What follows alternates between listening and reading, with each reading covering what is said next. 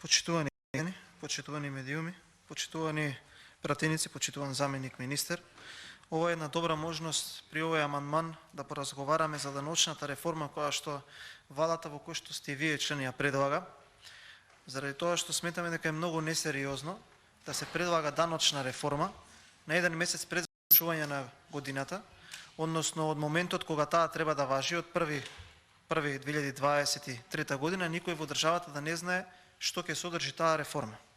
Морам да забележам дека не верувам дека сте искрени, не конкретно вие, туку целата ваша влада, заради тоа што се што се кажува во изминатиот период, особено за даноци, се лаже. Сега ќе ви кажам и зашто. Наредната година владата планира по основ на даноци да забере 3,4 милиарди евра, повеќе од половина од парите, или 19,2% повеќе од 2022 година. Од ДДВ планирате да соберете 26% повеќе од 2022 година, 163 милиони евра, но видите каде е главниот момент. Од данокот на личен доход 65 милиони евра повеќе, а данокот на добивка 21 милион евра повеќе. Господине заменик министер, ја лично сметам дека не е нормално тоа што при прагот на имплементирање на една ваква реформа никој во држава не е запознаен.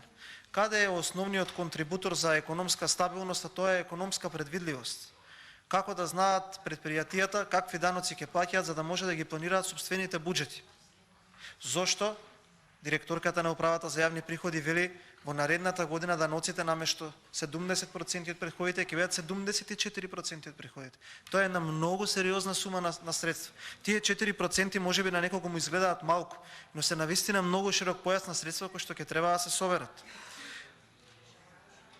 Јас лично од она што го гледам пред мене и од она кое што коморите го бараат од нас и за кое што треба да разговараме на овој момент и за кое што сметам дека е особено приоритетно е одложување на прогресивното оданочување, кое што по сила на закон ќе дојде на 1.1.2023 година.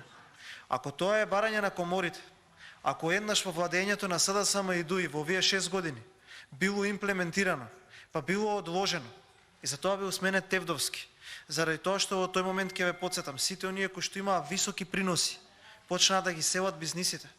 Немате никаков економски бенефит. Ако оние кои што имаат највисоки приходи, наместо да ги на некој начин мотивирате да ги плаќаат даноците, вие ги мотивирате да се селат.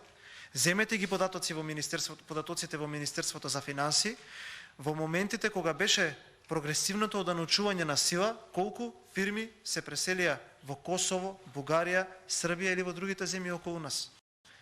Ние тие фирми ги губиме како даночни обврзници. Тие си го пресметуваат данокот кој што треба да го исплатат од аспект на прогресивен данок, си ангажираат адвокатска канцеларија во соседството, плаќаат одреден паушал и таму тие адвокатски канцеларии им регистрираат фирми. И сега што сме добиле ние, а што сме изгубили? Не сме добиле ништо. Колку пати во изминативе 6 години ние ќе го менуваме даночниот систем? Зошто правиме такви потези? Ако ние планираме да собереме повеќе средства, излезете и кажете им на граѓаните. Прво тоа што го вели Лукаревска, тоа што го кажува Бесими. Ние сме држава со најмногу повластени даночни стапки. Ајде да се потсетиме зошто се повластуваат одредени производи со даночни стапки, за да има поголема потрошувачка и за да може да бидат подостапни на граѓаните. Компјутерска техника, книги, здравствени, би рекол, материјали и одредени лекови. И сега, ајде ние од тие од 5% ќе ги качуваме на 18%. Зошто го враќаме прогресивно оданочување? Кога еднаш се покажало како неуспешен модел. Она што е многу важно. Еве сега тука ќе споменам еден податок. Ги повикувам сите економисти, сите предпријатија, сите граѓани во државата да проверат пред 6 години каде била позиционирана Македонија на Doing Business или на Светската банка за услови за креирање на бизнис, каде е сега? Само да се провери. Пред 6 години ние имавме една од најдобрите услови за нудење за правење бизнис. Едновремено бевме и први, па вие се смеевте. Дека не е така, дека некој ги плаќа од тие списанија. Каде бевме тогаш, каде сме сега?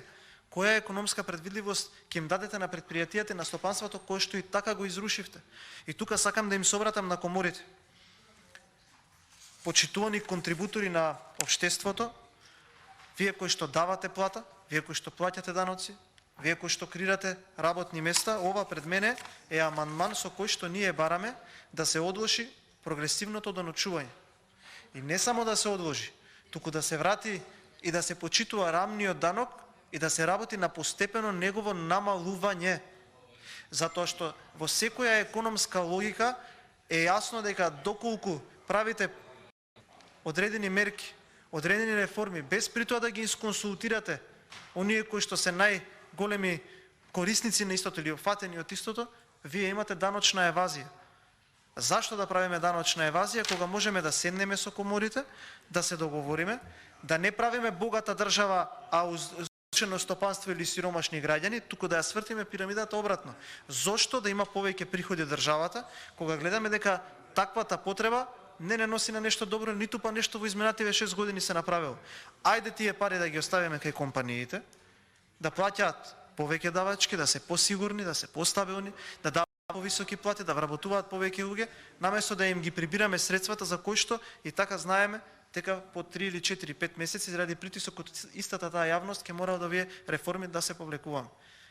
Сега, кај ќе разговараме и за зголемување на опфатот на ДДВ-то, каде ќе го враќаме овој данок, размислуваме и за зелена такса. Нема никаква економска логика. Затоа ќе ве замолам и вас, и пратениците од мнозинството, да го поддржиме ова законско решение и да го одложиме прогресивното доначување за 12 месеци. Ова е најмалку нешто што можеме да направиме. Да дадеме простор 12 месеци за да разговараме, никогаш повеќе тоа доначување да не најде плодна почва во Република Македонија. Затоа што не е во ред, затоа што не носи резултати. Така да сакам тука да го повторам и ставот кој што го имавме и кога разговараме со сите чинители, дека при правење на овие амандмани сме разговарале со сите комори, со сите синдикати, со сите здруженија на средношколци, студенти, организација на работодавачи, занаетчии, потрошувачи, и така ги имаме концепирано амандманите. Конкретно овој амандман е барање на коморите, затоа што коморите ако сакаат да поднесат некаков амандман или некаков документ или системско решение во собранието, мора да имаат пратеници.